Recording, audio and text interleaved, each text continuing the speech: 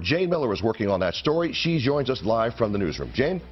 Rod, the official was the security chief of the jail. State records identify her as Shavella Miles. Miles was in charge of security procedures at the jail, which, according to the indictment in the federal corruption case, were so lax, drugs, cell phones, and other contraband were easily smuggled in. Alleged gang leader Tavon White was the self-proclaimed leader of the jail. Of the 13 female corrections officers charged in the case, 4 got pregnant by White after having sex with him inside the facility. This is the COs that were indicted in the corruption scandal. A lot of them had prior records. A lot of them had a lot of issues that did not make them suitable for this type of environment. Put our stuff down on the table, we saw an inmate come from the side of the door, and you could tell that something was behind his back. He looked my coworker straight in her face, and he grabbed her by her throat, and he put the blade up against her throat. So I ran to go get help, and the officer, when I told him, he was like, "What do you mean?" I said, "There's an inmate in there with a knife against her." A correctional officer confronted, disarmed, and took Price into custody. The worker thinks detention staff members were not paying attention to surveillance cameras, and that allowed the inmate, who was unescorted, to just walk right into the kitchen area. That ended up behind bars are meant to treat addiction, but they can also create a high. Now the corrections officer may be at his lowest point. The security outside and inside the Baltimore County Detention Center didn't stop a corrections officer from bringing in drugs. This evening, there was an incident, they're calling it, here at the County Department of Corrections that sent 4 inmates to the hospital. Exactly how they were hurt, police have not said. An inmate who was found dead at the Dorchester County Detention Center has been identified. Officials say Nathaniel Witherspoon was found unresponsive in his cell on Wednesday. Maryland's jails were built to hold people temporarily. Short stays, quick court dates, then release or transfer. But in too many parts of the state, those same facilities have become pressure cookers. Overcrowded units, thin staffing, volatile housing tiers, and a constant presence of fear. Behind steel doors and concrete walls, violence doesn't always explode in one dramatic moment. It builds quietly through neglect, broken supervision, unchecked gang influence, and systems that wait until tragedy forces attention. This report breaks down the most dangerous jails in Maryland, focusing on where violence and serious safety failures have repeatedly surfaced. From Baltimore's now closed detention center, once infamous for corruption and gang power, to county facilities facing stabbings, lockdown spikes, staff shortages, and security breakdowns, the pattern is clear. These aren't isolated incidents. They're warning signs of jail systems stretched to the limit, where detainees and staff alike can become trapped in conditions that feel unstable, unpredictable, and at times, deadly.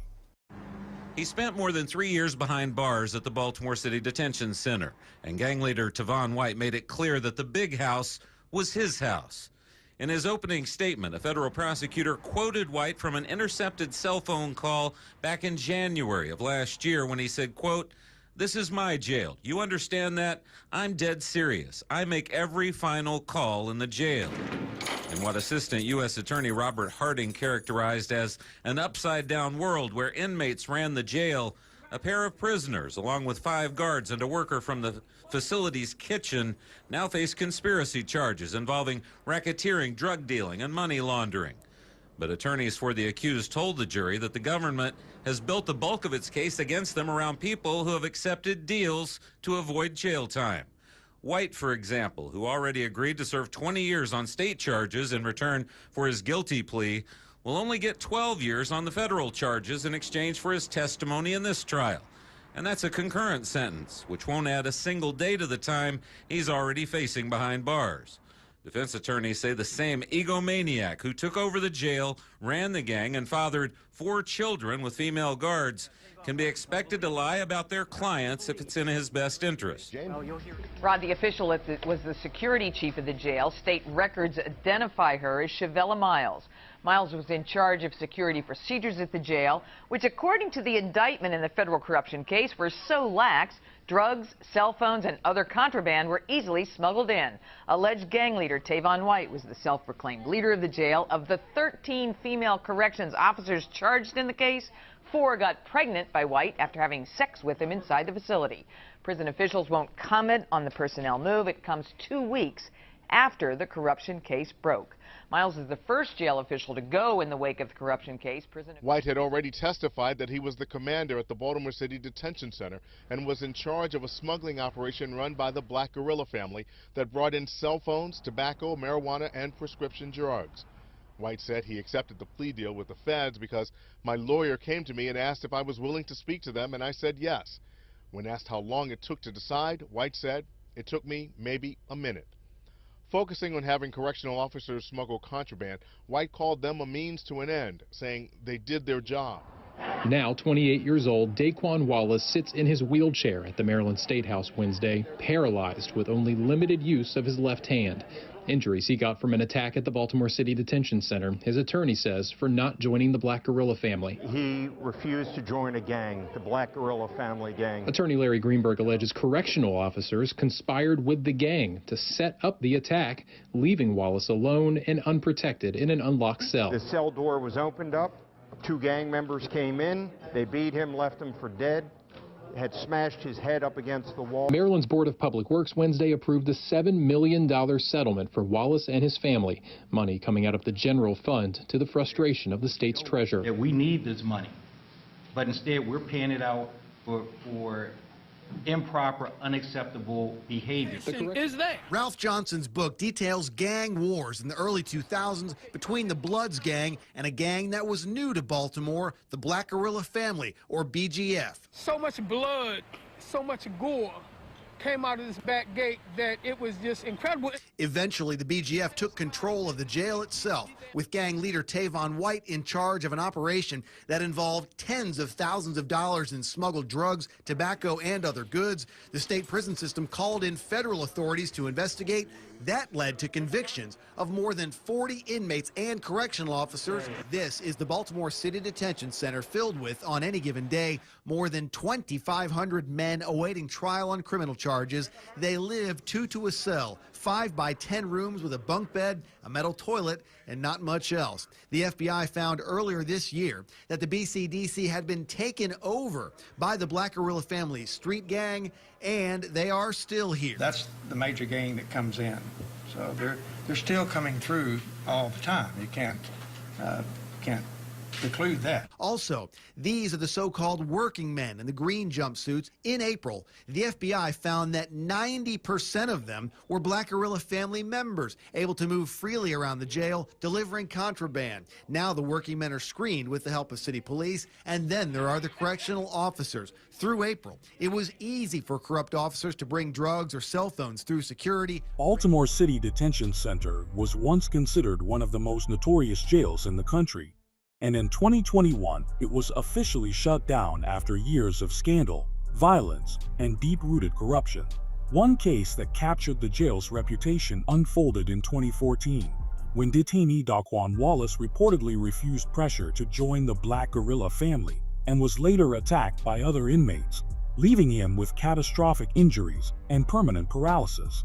Wallace's lawsuit claimed the assault wasn't just inmate violence. It alleged that staff members enabled the gang's power inside the facility and helped set the conditions for the attack.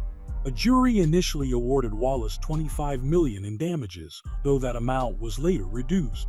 As scrutiny intensified, then Governor Larry Hogan publicly described BCDC as one of the worst correctional facilities in America, citing dangerous conditions for both staff and detainees, and pushed for its closure.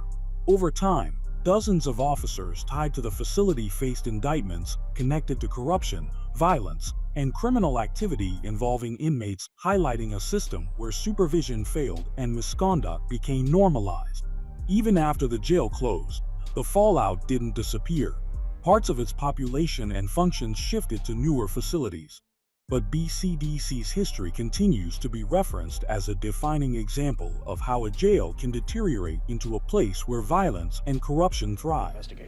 Detectives say 31-year-old Melvin Hodges was bringing in Suboxone and giving it to an inmate. The drug is typically used to treat withdrawal symptoms for addicts, but some say it alone can create a high. Investigators say Hodges was giving the drugs to an inmate to distribute. He didn't have far to go after he was arrested at work on Thursday.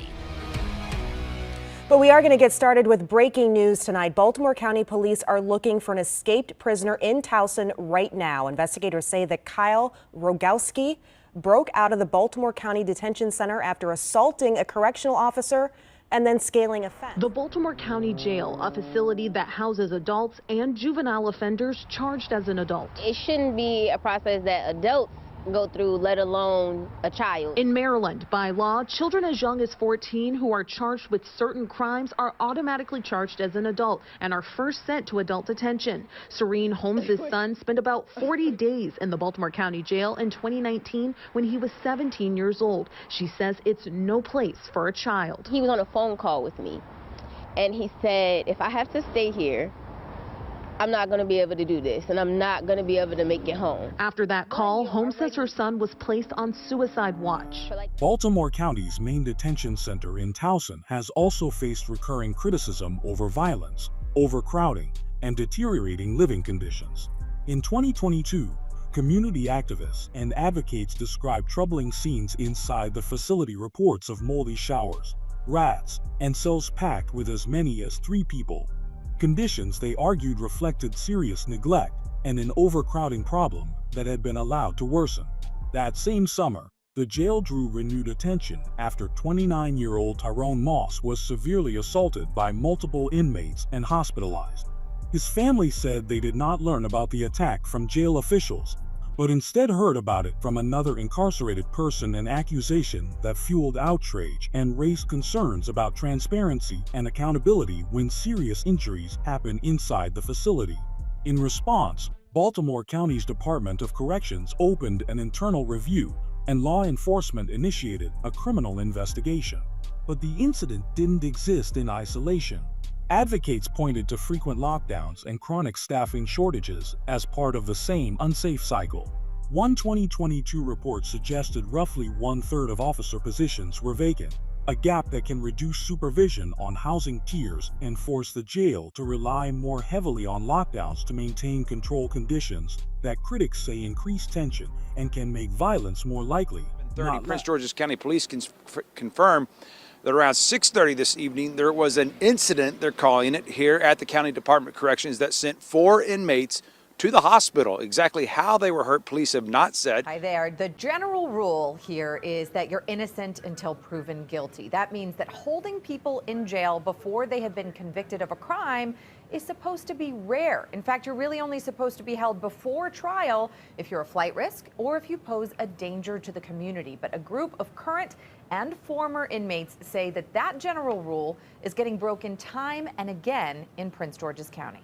According to the lawsuit, PG County judges authorize an individual for pretrial release or sometimes even order release, but then the decision gets kicked to pretrial services within the Department of Corrections, which the filing claims delays or defers these decisions on release for weeks or months. Prince George's County's Correctional Center has faced mounting safety concerns as a staffing shortage collided with a noticeable rise in inmate violence. By mid-2023, officials and reporting described the jail as chronically understaffed, with hundreds of correctional officer vacancies. As staffing thinned, the jail increasingly leaned on extended lockdowns, sometimes shutting units down around the clock, not just as discipline, but as a basic control measure when there weren't enough officers available to safely supervise housing areas. A local investigation highlighted how dramatic the shift became. Lockdowns reportedly jumped from just 4 in 2020 to 83 in 2022. Often triggered by malfunctioning doors or cameras and the inability to cover posts with adequate personnel. During that same time period, violence inside the facility reportedly escalated, including multiple stabbings in 2022 and at least one stabbing that resulted in an inmate's death. Officers speaking anonymously to reporters described an environment where overcrowding, forced overtime, and exhaustion made the jail more volatile for everyone's staff stretched thin, and detainees kept under longer restrictions that can heighten tension. County leaders have said they're working to hire more staff and adjust intake when the jail is overwhelmed, but critics and union voices have warned that without major improvements in staffing and supervision, the facility remains highly unstable and vulnerable to sudden flare-ups of violence. These 4 detention officers are now facing a number of charges after a grand jury indicted them on Friday. I'm horrified at the apparent breach of public trust that we have just learned about. Between all of them, they now face 61 charges ranging from attempted bribery to misconduct in office. Authorities say a 3-month-long investigation was launched after a tip came into the detention center. They say the correctional officers brought the contraband, which also included cigarettes and matches, into the Jennifer Road jail in Annapolis, where they work, and dropped them off at predetermined location. Authorities say Catherine Windsor and James Newsom Jr. were 2-year veterans at the department, while Kenyatta Trotter and Grayling Jackson were both 17-year veterans. Inside the Anne Arundel County Detention Center on Jennifer Road in Annapolis, following a frightening assault and attempted escape. 2 women who encountered Price did not want to speak on camera at this time, but tell the I-Team the incident terrified and traumatized them. Apparently, for a while, Price was able to move freely inside part of the facility, getting to the kitchen and grabbing a female contractual staff employee. A court charging document obtained by the I-Team indicates Price grabbed her, stood behind her, choked her, and put a large kitchen knife to her throat. Price repeatedly told her to show me the way out in order to attempt to escape. It was a 15-inch kitchen knife that he got after prying open a locked cabinet. His movements and what occurred all captured on security camera video. The charging document states surveillance shows Price pushing a button to get detention center control to open a door to the outdoor delivery area. Price is seen entering the kitchen area and entering an unlocked office where the Anne Arundel County Detention Center kitchen cutlery is stored in a locked and secured cabinet. Police say as he grabbed the victim, a co-worker ran for help. A detention center officer ran in and took the knife from Price and arrested him. It all happened in less than a minute. James Cash Gregory is a prisoner at the Anne Arundel County Jennifer Road Detention Center. That's in Annapolis. Police say he walked off the Anne Arundel Medical Center premises around 11 this morning. Gregory is from D.C. Anne Arundel County's Jennifer Road Detention Center has faced serious questions about safety after incidents that exposed security breakdowns and threats to staff and civilians inside the facility. One of the most alarming episodes occurred in June 2023 when an inmate, Richard Price, managed to obtain a large kitchen knife from the jail's food prep area and threatened a civilian contractor who was working nearby. Investigators said Price got access after breaking into a locked cabinet and entering the kitchen area without being properly escorted or supervised. The situation ended only because an officer intervened quickly and disarmed him, preventing the threat from turning into something even worse. Still, the incident rattled employees and drew public attention, especially after the contractor described running to get help and later struggling with fear and anxiety from the experience. The case also raised additional concern because Price had previously been involved in a separate supervision failure at a nearby Carroll County facility in 2021, adding to the perception that warning signs were missed. County officials said Price faced serious charges tied to the incident, and that they reviewed internal procedures such as camera monitoring and escort protocols afterward. Even so, the episode highlighted a larger issue critics often point to in jail safety debates. When routine security steps break down locked storage, controlled movement, consistent supervision, one lapse can instantly turn a controlled environment into a crisis. Hour with news out of Dorchester County this morning. Now, according to the Dorchester County Sheriff's Office, an inmate at the LC Knights Detention Center attempted to escape earlier this morning. Public Information Officer Stephen Wright stating the inmate briefly escaped from his cell but was located within the facility and never breached the exterior. An inmate who was found dead at the Dorchester County Detention Center has been identified. Officials say Nathaniel Witherspoon was found unresponsive in his cell on Dorchester County's detention center has faced intense scrutiny after incidents that raised serious questions about supervision, mental health safeguards, and accountability. In January 2021, correctional staff found 32-year-old Wyatt Young unresponsive in his cell. Young had been placed on suicide watch, but despite that status, he was not prevented from harming himself. A later federal lawsuit alleged that required welfare checks were not carried out as they should have been and claimed that staff logs did not accurately reflect what was happening in real time. Medical personnel responded and Young was pronounced dead at the facility, and a county review later confirmed the death was caused by asphyxia. Dorchester's facility has also drawn attention in past years over allegations of excessive force. In one widely cited example from 2017, a deputy faced assault charges following an investigation of an inmate's complaint.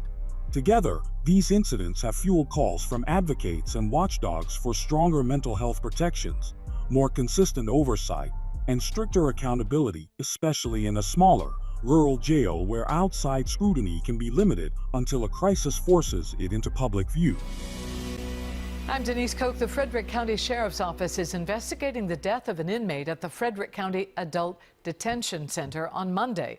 Officials say 38-year-old John Marshall Hibbert was found dead in his cell by staff during the breakfast wake-up.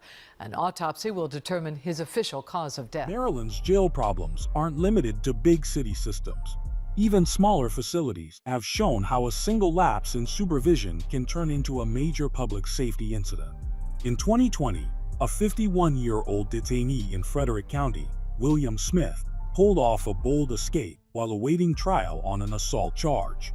When he failed to show up for a scheduled work detail, staff searched his housing area and discovered a crude decoy in his bed made from wood and clothing meant to look like someone sleeping under the blanket. Investigators also found that a cell window had been removed, allowing him a route out.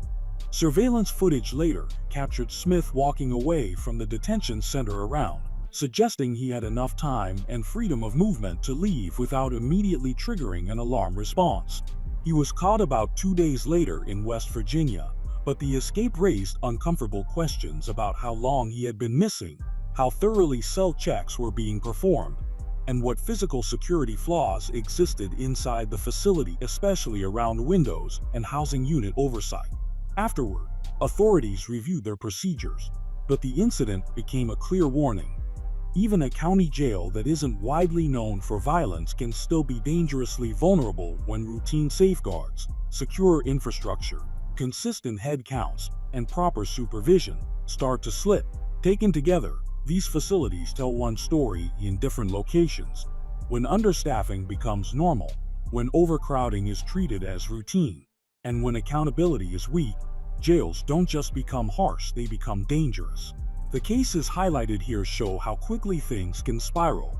Assaults that leave people hospitalized, stabbings that erupt during lockdown chaos, security failures that allow violence to unfold unchecked, and breakdowns in supervision that turn a jail cell into a place of irreversible tragedy.